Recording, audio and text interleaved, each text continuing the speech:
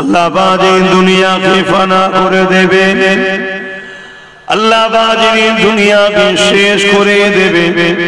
এই সময়তে কতদিন দুনিয়া এইভাবে থাকবে আল্লাহ পাক ভালো জানে। যেদিন ময়দানে মাশরে বিচারের দিন ঘোষণা করবে আল্লাহ পাক সর্বপ্রথম আমার নবী পাককে উঠাবে।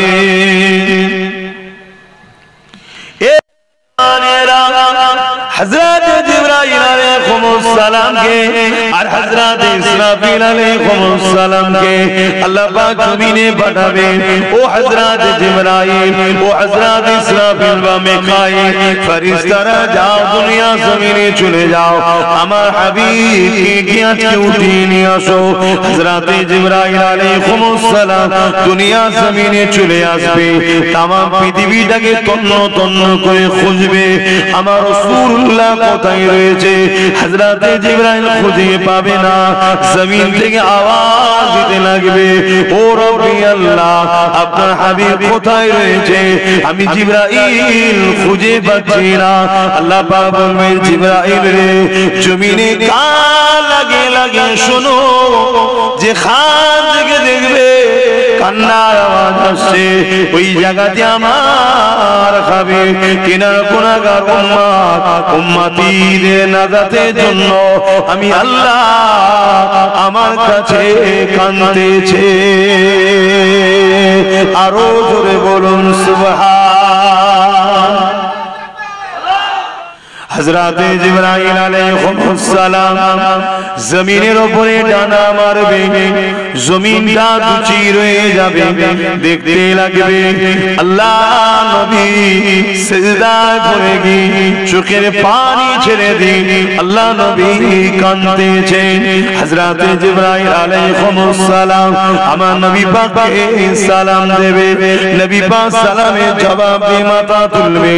ও হযরত জিব্রাইল কি ব্যাপার, বিচার কি হয়ে গেছে নাকি, তুমি আমার কাছে এসেছো কি ব্যাপার, কিয়ামত কি হয়ে গেছে, ময়দানে মাশর কি হয়ে গেছে, বিচার কি হয়ে গেছে। হযরত জিবরাইল আলাইহিসসালাম বলবে ইয়া রাসূলুল্লাহ হাবিবাল্লাহ আপনি আপনার উম্মত উম্মতীদেরকে এত ভালোবাসেন কিন্তু উম্মত উম্মতি আপনাকে ভুলিয়ে থাকতো। ইয়া রাসূলুল্লাহ হাবিবাল্লাহ উম্মত উম্মতি আপনাকে স্মরণ করতো না, উম্মত উম্মতি আপনার সুন্নতে জীবন কাটাতো না, উম্মত উম্মতি আপনার দ্বীনের পক্ষে কাজ করতো না। উপরন্তু এমন উম্মত উম্মতি ছিল যারা আপনার দ্বীনের দুশমনদের সঙ্গে হাত মিলিয়ে দ্বীনের বড় ক্ষতির কারণ হয়েছে। ইয়া রাসূলুল্লাহ হাবিবাল্লাহ আপনি সেই উম্মত উম্মতিদেরকে এখনো ভুলেননি, কাঁদতেছে। আল্লাহ নবী বলেছিলেন জিবরাইল রে, আল্লাহ নবী বলবেন জিবরাইল রে আমি রাসূলুল্লাহ আমার উম্মত উম্মতিদের বড়ই ভালোবাসি। এ নওজওয়ানেরা আল্লাহ নবী বলবেন জিবরাইল বলো হিসাব হয়ে গেছে নাকি। হযরত জিবরাইল আলাইহিসসালাম বলবে না ইয়া রাসূলুল্লাহ আল্লাহ পাক আপনাকে আগে উঠাতে বলেছে, আমার রাসূলুল্লাহ উঠবে। এই যুবকেরা ময়দানে মাশরে হাজির হবে, আমার নবী পাকের নূরের মাথা মোবারকে আল্লাহ পাক শাফাআতের তাজ পরিয়ে দেবে। আহলে সুন্নাত ওয়াল জামাতের আকীদা নবী শাফাআতুন নবী, জোরে বলুন সুবহানাল্লাহ, বলুন নবী শাফাআতুন নবী, জবান খুলে বল নবী। যারা আমাদের ভেতর থেকে ক্ষতি করছে, ঈমান লুটছে, তাদের আকীদা নবী শাফাআত করতে পারবে না, বল নাউযুবিল্লাহ। তাহলে আমাদের থেকে নবীকে কিভাবে সরাচ্ছে? যদি কোনো যুবকের দিলে আকীদা হয় নবী শাফাআত করতে পারবে না, তাহলে তার প্রেম কেন থাকবে নবীর উপরে? আর যখন যুবকের দিলে আকীদা হবে কিয়ামতের কঠিন দিনে আমার বাপ আমার হবে না, মা আমার হবে না, কেউ হবে না, হুজুর আমায় বাঁচাবে, জোরে বলুন সুবহানাল্লাহ, তার মহব্বত বাড়বে না কমবে? তাহলে আমাদেরকে কিভাবে হুজুর থেকে সরাচ্ছে? কেন এই মহব্বত কমাচ্ছে? একটাই কারণ, ঈমান যাতে চলে যায়। আর ঈমান চলে গেলে 1 কোটি মরা মানুষ দ্বারা কোনো উপকার লাগবে? 1 লক্ষ কোটি বেঈমানের দ্বারা কোনো কাজে লাগে না। কথা বুঝে আসছে? আমাদেরকে বেঈমান করতে চাইছে। বাবেরা, নওজওয়ানেরা, তরুণেরা ময়দানে মাশরের কথা বেশি বেশি করে চিন্তা করে। এ নওজওয়ান তরুণেরা, আল্লাহ পাক কোরআনের মধ্যে জানিয়েছেন, ওয়াল তানজুরু নাফসুম মা কদ্দামাত লিগাদ, প্রতিটা নফসের উচিত পরকাল নিয়ে বেশি বেশি করে চিন্তা করা। সাহাবা হুজুররা জিজ্ঞাসা করলে, ইয়া রাসূলুল্লাহ, হাবিবাল্লাহ, ময়দানে মাশরটা কেমন হবে? আল্লাহ নবী বলে দিলেন, মাথার দেখতেলা এত পরে আল্লাহ সূর্যকে নামিয়ে দেবে, সূর্যে 12 গুণ তাপ আল্লাহ বাড়িয়ে দেবে।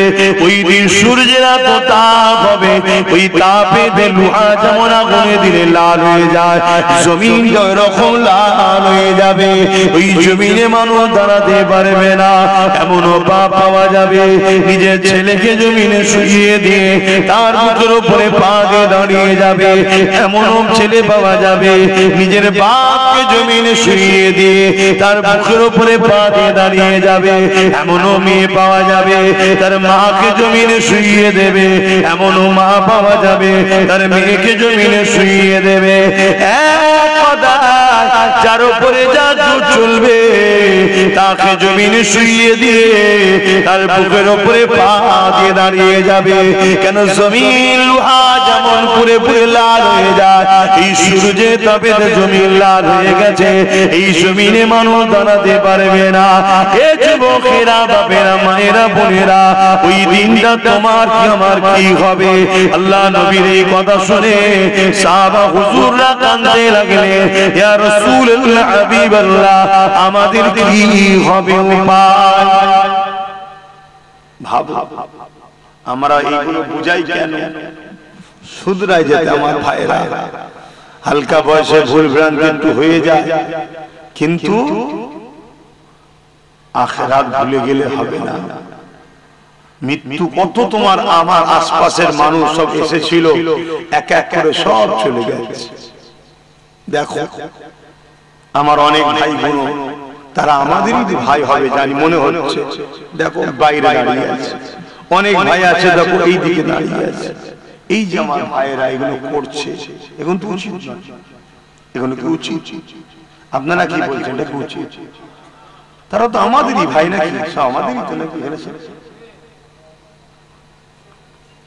তাহলে এগুলো তো বুঝতে হবে যে যাই একটু বসি, এখানে বসলে গুনাহ মাফ হয়। কিন্তু হায় নসিব, যদি আল্লাহ না চায় হয় না, এটাও ঠিক কথা। আল্লাহ যদি না চায় হয়। এ নওজওয়ান তরুণেরা, আল্লাহ নবী সাহাবাদেরকে বললেন, কিয়ামতের দিন আল্লাহ জিবরাইল আলাইহিস সালামকে বলবে, ও জিবরাইল, আমার জাহান্নামকে নিয়ে এসে আমার আশের বাপাশে বেঁধে দাও। 70,000 জিনজিল দিয়ে জাহান্নামকে বাঁধা হবে। এক একটা জিনজিলে 70,000 করে ফেরেশতা ধরে রাখবে, তথাপিও জাহান্নামকে ধরে রাখতে পারবে না। জাহান্নাম লম্বা লম্বা জিহ্বার করে গুনাহগারকে ধরতে যাবে। এই দিনটা তো কঠিন দিন হবে। এ যুবকেরা, এই দিন কতদিন হবে? কানা মিকদারু 50 আলফা সানাতিন, 50,000 বছরের একটা লম্বা দিন আল্লাহ বানাবে। দুনিয়ায় 50,000 বছর যতদিন হয়, একটা দিন অত লম্বা হবে যেদিন আল্লাহ বিচারের দিন করবে। এ যুবকেরা, তরুণেরা, বাপেরা, ওই কঠিন ময়দানে মাশরে কি হবে? ওই দিনে তো বাপ ছেলের হবে না, ছেলে বাপের হবে না, মা মেয়ের হবে না, মেয়ে মায়ের হবে না, স্বামী স্ত্রীর হবে না, স্ত্রী স্বামীর হবে না, কেউ কারো হবে না। ওই দিনেতে শুধুমাত্র আল্লাহ নবী জবান দিয়ে বেরোবে, ইয়া রাব্বি হাবলি উম্মতি উম্মতি। আরো জোরে বলুন সুবহান। কত ভালোবাসে সেই রাসূলের জন্য আমরা কি করলাম বলে। তার যে কষ্টের মেহনতের ইসলাম রেখে গেল, যে ইসলামকে প্রচার করতে গিয়ে আল্লাহর নবী কত মার খেলেন, কত কষ্ট পেলেন। আজকে সেই ইসলামকে চতুর্দিক দিয়ে মিটাবার প্ল্যান চলছে। আমরা কি করছি? আমরা ইসলামের কোন কাজে লাগলাম? একটু ভাবতে হবে, একটুখানি চিন্তা করতে হবে, তবেই তো আমাদের মধ্যে পরিবর্তন আসবে। শুধু ওয়াজ হবে, শুনবেন, চলে যাবেন। ওয়াজ শুধু শোনার জিনিস নয়, ওয়াজ আবু বকর সিদ্দিকও শুনেছে, আবু জেহেলও শুনেছে। আবু বকর সিদ্দিক হয়েছে, দুনিয়া থেকে জান্নাতের সার্টিফিকেটও পেয়েছে। জোরে বলুন সুবহানাল্লাহ। আর আবু জেহেল ওয়াজ শুনেছে, তারপর আবু জেহেল হয়ে গেছে। আবুল হাকাম থেকে আবু জেহেল হয়েছে। তো ওয়াজ শুধু শোনার জিনিস নয়, ওয়াজ শুনে ভাবতে হবে, ফিকির করতে হবে, চিন্তা করতে হবে, নিজের মধ্যে অনুশোচন তৈরি করতে হবে যে কি হোক জন্য আল্লাহ আমাকে পাঠালেন। কিয়ামতের দিনে একটা যুবককে আল্লাহ উঠাবে, যে যুবক কিয়ামতের দিনে আল্লাহ পাক তাকে বলবে হিসাব দাও, দাও হিসাব দাও। বান্দা বলবে, আল্লাহ আমি দুনিয়ায় এত অন্যায় এত পাপ করেছি, আল্লাহ আপনি আমাকে সবার সামনে অপমান না করে গোপনে গোপনে আমাকে জাহান্নামে দিয়ে দেন। আল্লাহ বলবে, বান্দা লা তাখনাতু মির রাহমাতিল্লাহ, আমার রহমত থেকে নিরাশ হয়ো না, আমাকে দেখাও। আল্লাহ কুদরতি ভাবে তার আমলনামা দেখবে, সত্যি পুরো পাপ অন্যায়, একটা ভালো কাজ পাবে। আল্লাহ পাকে যেটা দেখে বড় পছন্দ হয়ে যাবে, আল্লাহ পাক বলবে, বান্দারে তোমার সবই তো অন্যায় দেখলাম, তোমার সবই তো পাপ দেখলাম, ও আমার বান্দা, তবে তোমার একটা ভালো কাজ দেখেছি, যেটা আমি বড় রাজি খুশি হয়েছি। এ বান্দারে বলো তুমি কোথায় যেতে চাও? বান্দা এই সময় বলতে লাগবে, ও রব্বি আল্লাহ, আপনি যদি দয়া করেন, আপনার দয়ার বিনিময়ে আমি জান্নাতে যেতে চাই। মনে রাখবেন, খুব সুন্দর কথা, আল্লাহ দয়া ছাড়া জান্নাত পাওয়া যায় না। নামাজ হুকুম পড়তে হবে, রোজা হুকুম রাখতে হবে, হজ হুকুম মালদারদের করতে হবে, যাকাত হুকুম মালদারদের দিতে হবে। কিন্তু নামাজ দেখিয়ে, রোজা দেখিয়ে, হজ দান খায়রাত দেখিয়ে আল্লাহর জান্নাতের আশা করবেন না। কেননা আমাকে যে আল্লাহ এই যে জমিনের উপরে খাওয়াচ্ছে, জমিনের উপরে বাঁচিয়ে রেখেছে, এই যে নিঃশ্বাস টানছি ছাড়ছি, এর ঋণ কখনো শোধ করতে পারবেন না। কিয়ামতের দিনে একটা বান্দাকে আল্লাহ উঠিয়ে জিজ্ঞাসা করবে, বান্দারে বলো তুমি কোথায় যেতে চাও? ওই বান্দাকে আল্লাহ 500 বছর হায়াত দিয়েছিল দুনিয়ার জমিনে, ওই বান্দা বলতে লাগবে, ও রব্বি আল্লাহ 480 বছরের বেশি ধরে দুনিয়ার জমিনে জ্ঞান বিবেক হওয়ার পর থেকে আপনাকে সিজদা দিয়ে দিয়ে পেট পিট বেদন করে কোমরকে ধনুক বানিয়ে দিয়েছি, এবং রোজা রেখে রেখে পেট পিটকে সমান করে দিয়েছে। ও রব্বি আল্লাহ, জঙ্গলে পাহাড়ে গিয়ে নোনা পানির এলাকাতে ওই জায়গায় গিয়ে আমি আপনার ইবাদত করেছি 480 বছরের বেশি। আজকে দিনে আল্লাহ আপনার কাছে আমি জান্নাত যেতে চাই, জান্নাতে যাব। আল্লাহ পাক ওই সময় বলবে, ওরে আমার ফেরেশতারে, এই বান্দাকে আমার জাহান্নামটা একটু দেখিয়ে নিয়ে আসো। 500 বছর হায়াত, 480 বছর পিলাসে ইবাদত করেছে আল্লাহ, সেজদা দিয়ে দিয়ে নিজের পিঠকে ধনুকের ন্যায় করে ফেলেছে, রোজা রেখে রেখে পেট পিঠ সমান করে ফেলেছে। এত আল্লাহর ইবাদত বান্দেগি করেছে, লোকালয় ছেড়ে গিয়ে পাহাড় জঙ্গলে ছিল। সেই বান্দাকে আল্লাহ ফেরেশতা বলবে, আল্লাহ বলবে, ফেরেশতা একে তোমার জাহান্নাম ঘুরিয়ে নিয়ে আসো, দেখিয়ে নিয়ে আসো।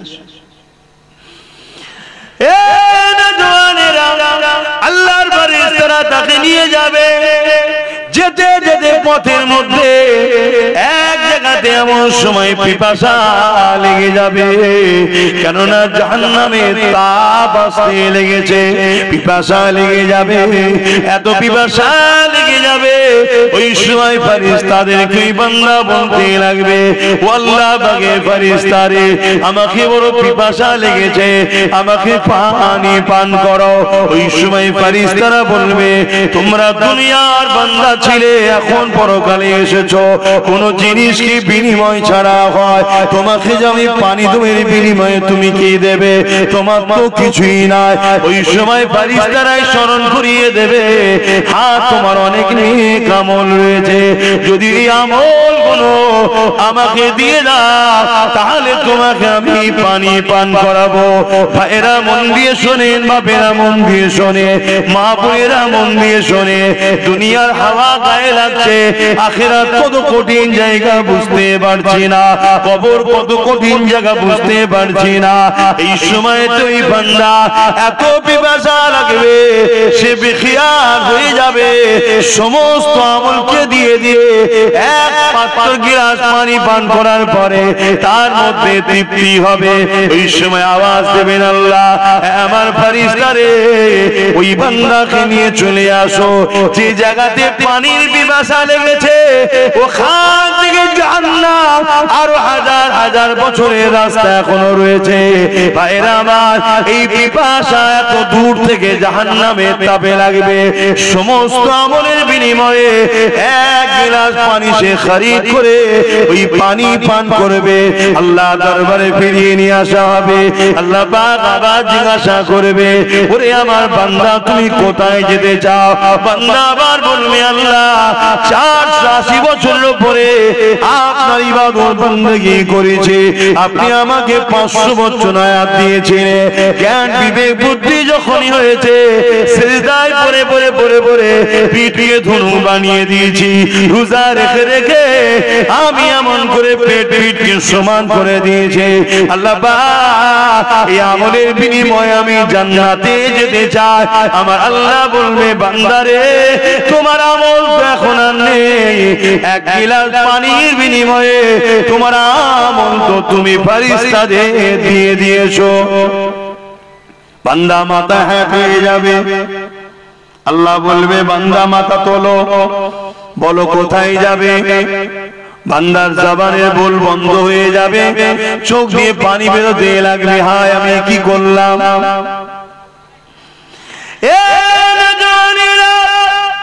আল্লাহ পাক ওই সময় বান্দাকে বলবে, ওরে আমার বান্দারে লজ্জিত হোস না, তুই দুনিয়ায় সত্যি কোনো খারাপ কাজ করিস না, কোনো পাপ কাজ করিস না, কোনো অন্যায় কাজ করিস না, জ্ঞান বিবেক বুদ্ধি থেকে এই জিন্দেগির 500 বছর হায়াতে 480 বছর পিলাস আমার জন্য তুই কাটিয়েছিস, সত্য কথা বলতো বান্দা। ওই নোনা পানি পাহাড় এলাকায় তোকে ঠান্ডা পানি সেই রক্তে ইফতার রক্তে খেয়ে দিত, বান্দা বলতো দেখে ওই পাহাড়ি নোনা এলাকাতে কে তোর জন্য আঙ্গুরের গাছ তৈরি করে দিয়েছিল, যেখান থেকে মিঠা আঙ্গুর হতো তুই খেতে, কে তোর জন্য এই জায়গায় ইফতারের সময়তে নানা রকম ফলমূল তৈরি করে দিত। ওই সময় বান্দা লজ্জিত হয়ে চোখের পানি ফেলে বলবে, হে আল্লাহ আপনি খাওয়াতে, বান্দারে তোকে কে সুস্থ রেখেছিল? বান্দা বলবে, আল্লাহ আপনি রেখেছিলেন। বান্দারে তোকে সিজদা দিবার ক্ষমতা কে দিয়েছিল? বান্দা বলবে, আপনি দিয়েছিলেন। বান্দারে কে তোকে ওখানে সুস্থ রেখে ভালো রেখে ওই ঠান্ডা নহরের পানি দিয়েছিল?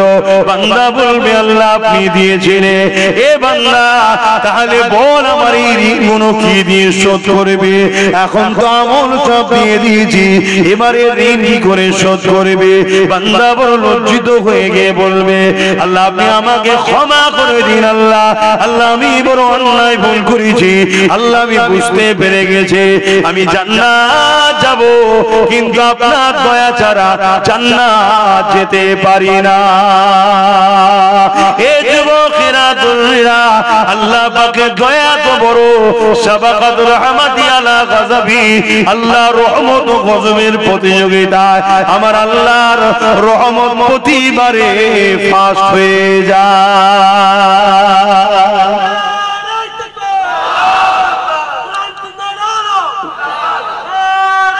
আল্লাহ ভাই জানি না কেন ওয়াজ করতে আসে কষ্ট হচ্ছে, ঘুম ঘুম লাগছে, কথা বুঝে আসছে, তারপরেও আল্লাহ যতটুকু বলাচ্ছে আপনাদের অসুবিধা হচ্ছে না তো? খুব কষ্ট লাগছে কথা বলতে। তো যাই হোক ভাই, তাহলে ভাবুন আল্লাহ রহমত ছাড়া নাজাত পাওয়া যাবে না। আর সূরা আম্বিয়ার মধ্যে আল্লাহ বলছেন, ওমা আরসালনাকা ইল্লা রাহমাতাল লিল আলামিন, আমার নবীকে আল্লাহ আল্লাহর রহমত দয়া করেছে, জোরে বলুন সুবহানাল্লাহ। তো ভাই সেই আল্লাহর উপরে মহব্বত, নবীর উপরে মহব্বত, আল্লাহর সৃষ্টিকে ভালোবাসুন, তবে আল্লাহর রহমত পাবেন। যে কথা বলছিলাম ওই যুবকটা, ওই বান্দাকেও আল্লাহ সেদিন নাজাত দেবে, জোরে বলুন সুবহানাল্লাহ। তো যে কথা বলছিলাম ওই যুবকটাকে আল্লাহ পাক বলবে, বান্দা যা, আমি তোকে আমার রহমতের বিনিময়ে জান্নাত দিলাম, জোরে বলুন সুবহানাল্লাহ। কাশ ওই যুবক যদি আমি হই, কত সুন্দর হবে, কি হবে আল্লাহ জানে। এত পাপ থাকার পরও আল্লাহ তাকে নাজাত দিচ্ছে কেন? তার একটা কাজ আল্লাহর বড় পছন্দ হয়েছে। কি কাজ ছিল? প্রচন্ড গরমের সময় এক পশু রোদে বাঁধা ছিল, তাকে ছায়ায় বেঁধে পানি পান করিয়েছিল। আল্লাহ দেখে বড় ভালো লেগেছে, জোরে বলুন সুবহানাল্লাহ। তুই আমার সৃষ্টির উপরে দয়া করেছিস, যখন আমার সৃষ্টি বিপদে ছিল, আজ আমি আল্লাহ তোর উপরে দয়া করব, এখন তুই বিপদে আছিস, জোরে বলুন সুবহানাল্লাহ। আজ যদি আমরা আল্লাহর শ্রেষ্ঠ সৃষ্টি মানুষকে যদি বিপদ মুক্ত করি, মানুষের উপরে জুলুম হচ্ছে যদি জুলুম থেকে মুক্ত করি, মানুষের উপরে মিথ্যা মামলা হচ্ছে তার হাত থেকে মানুষকে যদি বাঁচায়, মানুষ নেশায় আসক্ত হয়ে ধ্বংসের দিকে যাচ্ছে তার হাত থেকে যদি আমরা মানুষকে বাঁচাই, মানুষকে যদি খুন রেপ অশান্তির হাত থেকে মানুষকে যদি বাঁচায়, বা ক্ষুধার্ত মানুষের মুখে যদি খাবার তোলার ব্যবস্থা করি, এর থেকে মহান পুণ্যের কাজ আর কি হতে পারে? বান্দা আমি তোকে দুটো হাত দিলাম, এই হাতে তোর কি কাজ তোকে চিন্তা করতে হবে। বান্দা আমি তোকে দুটো পা দিলাম, এই পায়ে কোন রাস্তায় চলবি, কোন রাস্তাতে চলবি না, এটা তোকে ভাবতে হবে। ওরে আমার বাংলা বান্দিরে, আমি আল্লাহ তোদেরকে দুটো চোখ দিলাম, এই চোখ দিয়ে কি দেখবি কি দেখবি না। বান্দা আমি জবানে কথা দিলাম, আমার দিয়া জবানে কোন কথা বলা যাবে, কোন কথা বলা যাবে না। বান্দারে আমি আল্লাহ পাক তোকে আশরাফুল মাখলুকাত বানালাম, তুই মানুষের তুই সৃষ্টির মধ্যে সর্বশ্রেষ্ঠ সৃষ্টি বানালাম। ওরে আমার বান্দারে, তুই আমার জমিনের উপরে তোর কি কাজ তোকে একবার ভাবতে হবে। এটা বোঝাবার জন্য, এটা জানাবার জন্য, কদ জাআকুম মিনাল্লাহি নূরুন ওয়া কিতাবুম মুবিন, আমি দুটো জিনিস আমার পক্ষ থেকে পাঠালাম। একটা হলো 30 পারা প্রকাশ্য কোরআন কিতাব, আর একটা হলো ওই কোরআনকে বুঝাবার জন্য সাহেবে কোরআন মুহাম্মাদুর রাসূলুল্লাহ।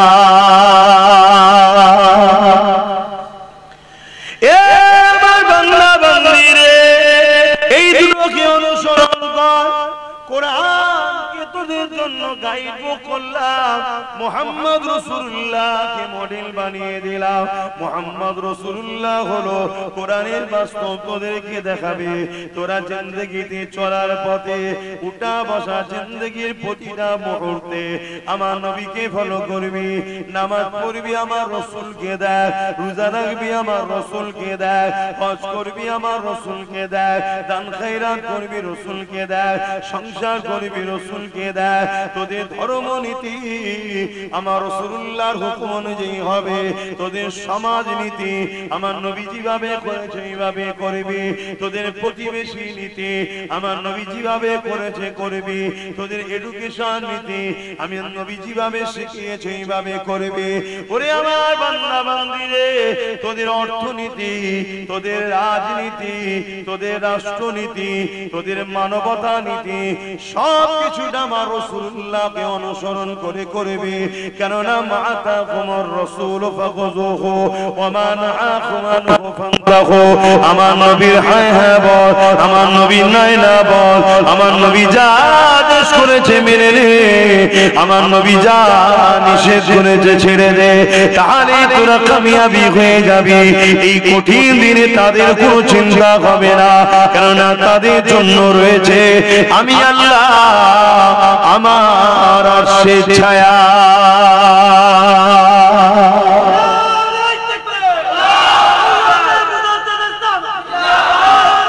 আল্লাহ। আজ যারা দুনিয়ায় রাসূল ছেড়ে দিয়ে অন্য কাউকে মডেল বানায়, অন্য কাউকে নেতা বানায়, অন্য কাউকে নিজেদের পথের পথিক বানায়, তারা কিন্তু কামিয়াবি হতে পারবে না। উলামাদেরকে আমরা ভালোবাসবো, পীরকে ভালোবাসবো, আলেমকে ভালোবাসবো, ইমামকে ভালোবাসবো। উদ্দেশ্য একটাই, পীর আলেম উলামা মুফতি যেই হোক, যদি আমাকে রাসূলের সঙ্গে জুড়তে চায় তবে তাকে ভালোবাসবো। উদ্দেশ্য থাকবে রাসূল। আর যদি রাসূলের সঙ্গে না জোড়ে, সে উলামা দাবিদার হতে পারে, মুফতি দাবিদার হতে পারে, পীর দাবিদার হতে পারে, তাকে মানা যাবে না। কথা শুনছেন? যে আমাদেরকে রাসূল চিনাবে, রাসূলের সঙ্গে জুড়াবে, রাসূলের রাস্তা দেখাবে, সেই হলো আমাদের সবকিছু। তাকে আমরা সম্মান করব, পেয়ার করব, আদর করব, উস্তাদের মর্যাদা দেব, মাথায় করে লেখ করব। কেন? আল উলামা ওয়ারাসাতুল আম্বিয়া, এরা রাসূলের ওয়ারিস। এদেরকে ভালোবাসলে আল্লাহ ও রাসূল খুশি হবে। জোরে বলুন সুবহানাল্লাহ। কিন্তু কারো কথা আমরা মানবো না, আমরা কথা মানবো কালামুল্লাহ আর হাবিবুল্লাহ। জোরে বলুন সুবহানাল্লাহ। বাপেরা, নওজওয়ানেরা, তরুণেরা, এ নবী পাকে প্রেমিকেরা, আখরি জামানা আল্লাহ নবী জানিয়ে দিলেন মসজিদ ভর্তি নামাজি থাকবে, একজন ঈমানদার থাকবে না। যার ঈমান নেই তার নামাজের তো কোনো কাজে লাগবে না। আল্লাহ নবী জানিয়ে দিলেন আখরি জামানাতে হাতে তালুতে আগুন রাখা থেকেও ঈমান বাঁচানো বড় কষ্টকর হয়ে যাবে। এটা সময় হয়ে গেছে, চারিদিক থেকে আমাদের ঘরে আল্লাহ ও রাসূল থেকে সরাবার পরিকল্পনা করছে। কেউ আমাদেরকে গান দিয়ে ডাকছে, কেউ আমাদেরকে ফাংশন দিয়ে ডাকছে, কেউ আমাদেরকে মেলা দিয়ে ডাকছে, কেউ আমাদেরকে জুয়া দিয়ে ডাকছে, কেউ আমাদেরকে নাচ দিয়ে ডাকছে, কেউ আমাদেরকে শরাবের দোকান খুলে ডাকছে। হে যুবকেরা, তরুণেরা, আবার কেউ আমাদেরকে দাড়ি টুপি কোরআনের মাহফিলের নামে ডেকে নিয়ে গিয়ে আমার রাসূলুল্লাহর আদব মর্যাদাকে খাটো করে দিয়ে আমাদের ঘরে রাসূল থেকে দূরে সরিয়ে দেওয়ার পরিকল্পনা করছে। এরকম একটা কঠিন সময়, এই জন্য আল্লাহ রাসূল বললেন হাতে তালুতে আগুন রাখা থেকেও ঈমান বাঁচানো বড় কষ্টকর হবে। সেটা এই সময় এসে গেছে। তাই বলে দিয়ে যায় আল্লাহ রাসূলকে মহব্বত করে, আল্লাহ নবীকে প্রিয়ার করে, যে নবী আমার সারাটা জীবন তোমার আমার জন্য কেঁদেছে, আজও কাঁদছে। কিয়ামতের এই কঠিন দিনেতে যখন লগন করে জাহান্নাম লম্বা লম্বা শিকাবার করে গুনাহগারকে ধরতে যাবে, ওই সময় জিবরাইল আলাইহিস সালাম ঘোষণা দেবে, আল্লাহর জাহান্নাম উম্মতে মুহাম্মাদির দিকে তেরে তেরে যাচ্ছে।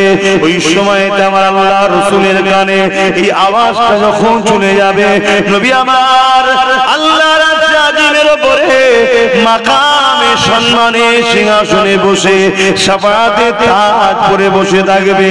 এই কথা যখনই রাসূলুল্লাহর কানে যাবে, নবী আমার ওখান থেকে নেবে মাকামে মাহমুদ বলে একটা জায়গা আছে, ওই জায়গাতে সিজদায় পড়ে যাবে, চোখের পানি ফেলে কাঁদতে থাকবে। এত তারিফ প্রশংসা আল্লাহর করবে, ইতিপূর্বে আল্লাহ তারিফ প্রশংসা এত কেউ করতে পারেনি। আমার নবী পাকের তারিফ প্রশংসা শুনে আল্লাহ পাকের জালাল, আল্লাহ পাকের রহমতে দুনিয়ায় জোশ মেরে উঠবে। আমার আল্লাহ বলবে, আমার হাবিব সারা জীবন উম্মতি করে কেঁদেছে, আজকে দিনে আপনি আর কাঁদবেন না। আমি আল্লাহ ওয়াদা করেছিলাম, ওয়ালা সাওফা ইউতিকা রাব্বুকা ফাতারদা, যত চিরে আপনাকে এত দিয়া দেব, যতক্ষণ পর্যন্ত আপনি খুশি না হবেন আপনার দোয়াকে আমি আল্লাহ কবুল করব। আরো জোরে বলুন সুবহান। আশা করা যায় আমার নবীকে আল্লাহ এত ভালোবাসে, গুনার পাহাড় দিয়েও যদি কোনো উম্মত ওঠে, আশা করা যায় কিয়ামতের দিন নবীর খাতিরে সে জান্নাত চলে যাবে। বলুন ইনশাআল্লাহ, বলুন ইনশাআল্লাহ। কিন্তু ওই উম্মত গুলোকে দেখে বড় আফসোস লাগে যারা নবীর দিনকে মিটাচ্ছে। আজ আমার উম্মত ভাইরা আছে দিন মিটাচ্ছে, গান শোনা দিন মিটানো নয়, নিজেকে মিটাচ্ছে। কিন্তু গানের আড্ডা তৈরি করা, মুসলমানের ছেলে মেলা দেয়, মুসলমানের ছেলে জুয়ার আড্ডা দেয়, মুসলমানের ছেলে ফাংশনের নেতৃত্ব দেয়, তার মানে কি পাপের আখড়া তৈরি করলো। এটা ইসলামকে মিটানোর সমান পাপ। শুনছো আমার ভাইরা?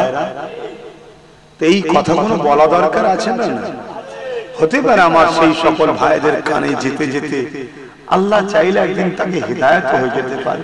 আর যদি পরিবর্তন হয়ে যে মেলা ফাংশন গান বন্ধ করে দেয়, তাহলে সে ভাইটা তো বেঁচে যাবে। গুনাহ করে ফেলেছে, আশা করা যাচ্ছে আল্লাহ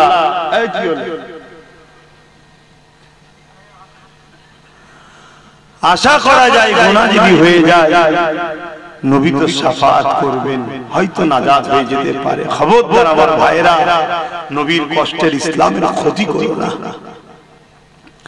আল্লাহ নবী জীবনে কত কষ্ট হয়েছে, এ নওজওয়ানেরা, আল্লাহ নবী জীবনে এমনও দিন গেছে নবী আমার সিজদায় পড়ে রয়েছে।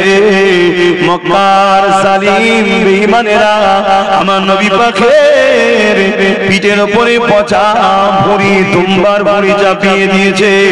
আল্লাহ নবী সিজদাতে মাথা তুলতে পারছে না, একদিকে দুর্গন্ধ আর একদিকে ভারী।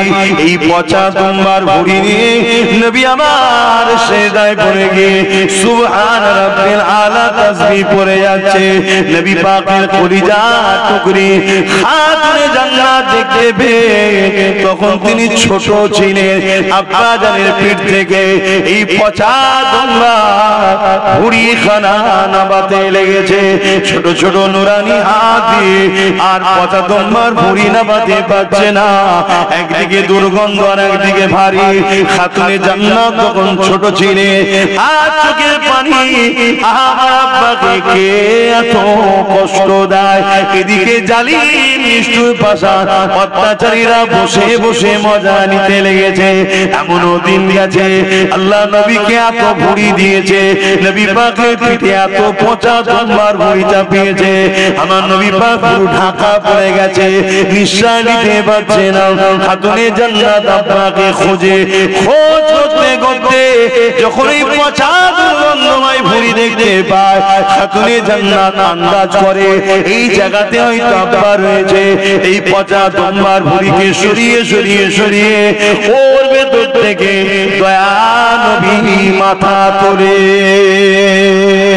এ যুবকেরা, তরুণেরা, বাপেরা, এত কষ্ট আমার নবী কেন পেয়েছে? আমার নবী ইনসাফের কথা বলেছে তাই। এত কষ্ট আমার নবীর উপরে হয়েছে কেন? আমার নবী গরিবের পক্ষে ছিল তাই। এত কষ্ট আমার নবীর উপরে হয়েছে কেন? আমার নবী নারীদের অধিকারের পক্ষে ছিল তাই। এত কষ্ট আমার নবীর উপরে দিয়েছে কেন? আমার নবী ইনসাফ, ইনসানিয়াত, মানবতা, তাওহীদ, আল্লাহর পক্ষে মানুষকে ডেকেছে তাই। হে যুবকেরা, তুমি আমি নবীর উম্মত দাবি করি, তুমি আমি যদি আজ ন্যায়ের পক্ষে না থাকি, মানবতার পক্ষে না থাকি, ইনসাফের পক্ষে না থাকি, নারীর অধিকারের পক্ষে না থাকি, গরিবের পক্ষে না থাকি, এতিম বিধবাদের পক্ষে না থাকি, তাহলে কেমন উম্মত তুমি আমি হলাম? যে আমার রাসূলুল্লাহ মিশন ছিল তো এটাই, অন্যায়কে মিটিয়ে আল্লাহর জমিনে নাই শান্তি প্রতিষ্ঠিত করা। এজন্যই তো নবী মার খেয়েছে, এজন্যই তো রাসূলুল্লাহর উপরে জুলুম, কত কষ্ট দিয়েছে আমার নবীকে। এমনও দিন গেছে আমার নবী কে জানে মেরে দেবে, শহীদ করে দেবে। আমার নবী পাহাড়ে চলে গেছে, সেখানে গিয়ে নবী মাসকে মাস কাটিয়েছে। এমনও দিন গেছে আল্লাহ রাসূল হুজরার মধ্যে আছে, নবী পাকের পুরো ঘরটা 36 জন 40 জন উলঙ্গ তরোয়াল নিয়ে জালিম অত্যাচারী নিষ্ঠুররা ঘিরে ফেলেছে আমার নবীকে শহীদ করে দেবে বলে। কিন্তু আমার আল্লাহ আমার নবী পাককে ওখান থেকে হিফাজত করেছেন। জোরে বলুন সুবহানাল্লাহ। আল্লাহ নবী জীবনে অনেক কষ্ট গেছে।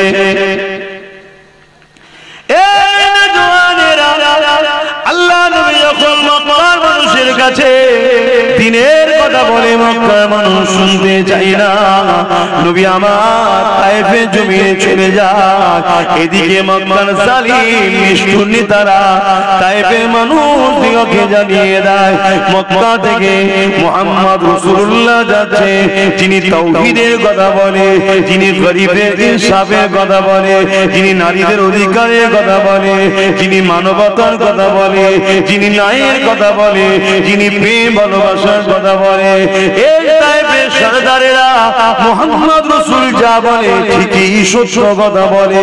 কিন্তু মুহাম্মদ রাসূলের কথা মতো চললে আমরা যে মানুষের উপরে সন্ত্রাসী করে টিকে রয়েছি, মানুষের উপরে আতঙ্ক করে টিকে রয়েছি, মানুষকে ভয় খাইয়ে টিকে রয়েছি, মুহাম্মদ রাসূলের কথা যদি মেনে নেওয়া যায় তাহলে আমাদের অন্যায় অত্যাচারের সাম্রাজ্য মিটে যাবে। এই মুহাম্মদ রাসূলকে তায়েফের জমিনে ঢুকতে দিও না, তাকে বাধা দাও, বাধা দাও। আজকে দিনে তো সেই রাসূলুল্লাহর পক্ষে যারা কথা বলে তাদেরকেও বিভিন্ন মাহফিলে বাধা দেওয়া হয়, তাদেরকেও বিভিন্ন জায়গায় রুকা হয়। কেন রুকা হয়? এরা গেলে মুহাম্মদ রাসূলের কথা বলবে, এরা ইনসাফের কথা বলবে, এরা ইনসানিয়াতের কথা বলবে, এরা মানবতার কথা বলবে। কেন? আল্লাহ কোরআনের মধ্যে জানিয়ে দিয়েছে, হে দুনিয়ার মানুষেরা, কুনতুম খায়রা উম্মাতিন উখরিজাত লিন-নাস তা'মুরুনা বিল মারুফ ওয়া তানহাউনা আনিল মুনকার। আল্লাহ আমাদেরকে দুটো কাজ দিয়েছে, অন্যায়কে মিটিয়ে দাও, ন্যায়কে প্রতিষ্ঠিত করো। এই অন্যায় মিটাতে গিয়ে যদি তুমি শহীদ হয়ে যাও, অন্যায়কে মিটাতে গিয়ে জালিমদের হাতে যদি মারা পড়ে যাও, এ যুবকেরা আল্লাহ রাসূল জানালেন তাদের জন্য মরণের আগে, জান বেরোবার আগে আল্লাহর জান্নাতকে দেখিয়ে দেওয়া হয়। আর যদি এই লড়াইয়ে লড়তে গিয়ে ন্যায়কে প্রতিষ্ঠিত করতে গিয়ে অন্যায়কে মিটাতে গিয়ে আর যদি এই লড়াইয়ে কেউ গাজী হয়ে যায়, বিজয় হয়ে যায়, আমার আল্লাহ তাকে দুনিয়াতে গাজীর সম্মান দেয় এবং পরকালে পুরস্কার জান্নাতে রেখেছে। তাহলে আমাদের তো দুটো কাজ আল্লাহ দিয়েছেন নাকি? কথা বলে, অন্যায় মিটাও, ন্যায়কে প্রতিষ্ঠিত করে, এটা তো কাজ আমাদের। আমরা সেটা করছি? আমরা তো অন্যায়ের সঙ্গে গা মিলিয়ে চলছি। আমরা তো জুলুম বন্ধ করা ছেড়ে দিয়ে জুলুম করছি। আমাদের অনেকের ধারণা হয়ে গেছে ইসলাম নামাজ, রোজা, দাড়ি, টুপি, হজ, যাকাত, নামাজ পড়লেই হয়ে গেছে, রোজা রেখে নিয়েছি হয়ে গেছে, একবার হজ করলেও মিটে যাবে। এটা ইসলাম শুধু নয়। হ্যাঁ, এটাও ইসলাম, কিন্তু শুধু এটা নয়। সমাজে এতিমের উপরে জুলুম হবে, আপনি এতিমের পাশে দাঁড়াবেন না আর আপনি বলছেন আমি নামাজ পড়েছি। সমাজে বিধবার উপরে অত্যাচার হবে, আপনি তার পাশে দাঁড়াবেন না, আপনি বলছেন আমি রোজা রেখেছি। মানুষ মসজিদগুলোকে যেভাবে কারুকার্য ভাবে করছে, হ্যাঁ আল্লাহর ঘরকে ভালোবাসেন, করুন, কিন্তু অপরদিকে এই সমাজের গরিবদের ঘরে মানুষ দেখে আল্লাহর ঘর খরচা হলেও নামাজ হয়ে যাবে, কিন্তু গরিব যদি খেতে না পায় ওই সমাজের প্রত্যেককে কিয়ামত দিন আল্লাহর কাছে জবাব দিতে হবে। কথা শুনছেন তো নাকি? হ্যাঁ, আপনি প্রতিবেশী, আপনার প্রতিবেশীর খোঁজ নিতে হবে না? এটা কি ইসলাম নয়? কিয়ামতের দিন অনেক লোককে আল্লাহ ধরবে, তুমি কোথায় যেতে চাও? সে বলবে আল্লাহ আমি নামাজ, রোজা, হজ, যাকাত করেছি, আমি জান্নাতে যেতে চাই। আমার আল্লাহ তখন বলবে, আবু দাউদ শরীফের হাদিস, দুনিয়ায় যখন আমি ভুখা ছিলাম, ক্ষুধার্ত ছিলাম, তুমি কি তখন আমায় খেতে দিয়েছিলে? বান্দা তো অবাক হয়ে যাবে কিয়ামতের দিন, আল্লাহ আপনি তো আল্লাহুস সামাদ, কারো মুখাপেক কি নাই, খোদার তো মুখাপেক কি আপনি নন, তাহলে আপনাকে কেন খেতে দিতে হবে?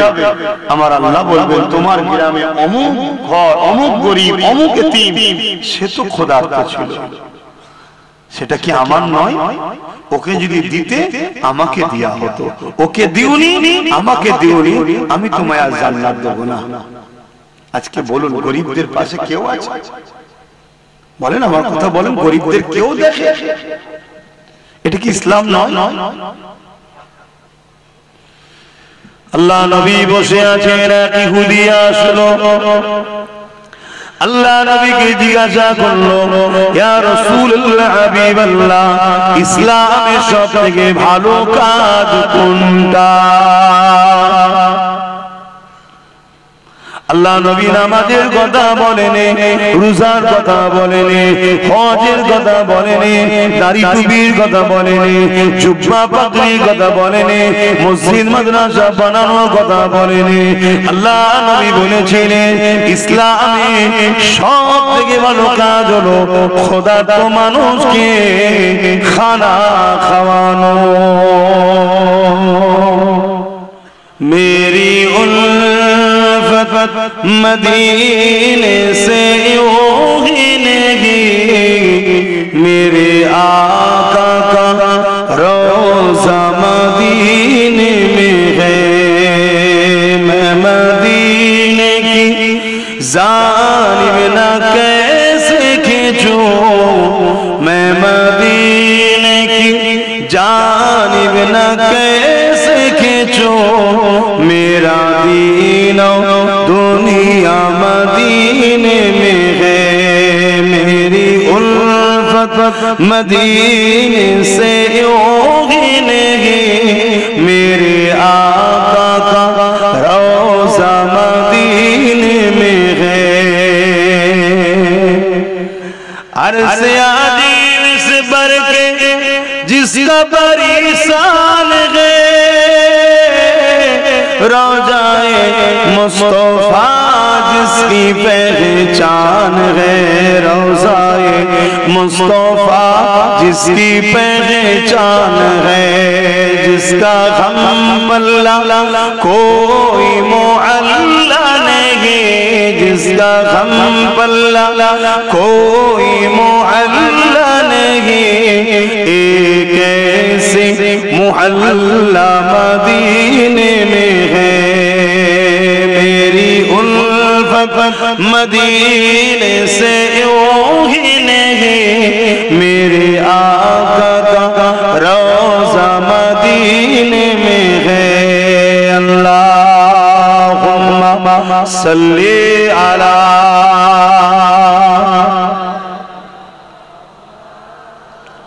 जोरे जोरे पढ़ें আপনাদের দেখে তো আমারও ঘুম পাচ্ছে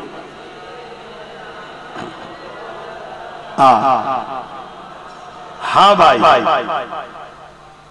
আমরা তো বলতে এসেছি ঠিকই আপনাদের ঘরেও বলিয়ে নিতে হয় আমরা বলতে এসেছি ঠিকই কিন্তু আপনাদের ঘরেও বলিয়ে নিবার সহযোগিতা করতে হয় এত যদি ঝিমিয়ে যান তাহলে আমাদেরও তো অবস্থা খারাপ হয়ে যাবে তাহলে ইসলাম সবথেকে ভালো কাজ হলো খোদার্থ মানুষকে খানা খাওয়ানো জোরে বলুন সুবহানাল্লাহ আল্লাহ নবী বলছে কেউ যদি এতিমের মাথায় হাত বোলায় সেজন্য আমি রাসূলুল্লাহ আমার মাথায় হাত বোলালো জোরে বলুন সুবহানাল্লাহ কেউ যদি এতিমের পরনের কাপড় দেয় সেজন্য আমি রাসূলুল্লাহ আমাকে কাপড় দিল কেউ যদি এতিমের পিপাসা মিটায় আমি রাসূল তার ময়দানে মাশরে আবে কাউসারের পানি দিয়ে পিপাসা মিটাবো জোরে বলুন সুবহানাল্লাহ আর আজকে এতিমদের অবস্থা কি এই কঠিন ঠান্ডায় রাস্তাঘাটে ফুটপাতে দেখা যায় না হাজার হাজার বাচ্চা এতিমরা কত কষ্টে কাটাচ্ছে তারা আজ আমাদের আছে আমরা জড়িয়ে একটু গরম হয়ে যাচ্ছে কিন্তু গরিব এতিমদের কি হয় এগুলো ভাবতে হবে এটাই দরদ মানুষের উপর দয়া মায়া থাকা দরকার আল্লাহ পাকের এক বান্দি ছিলেন যে সমাজে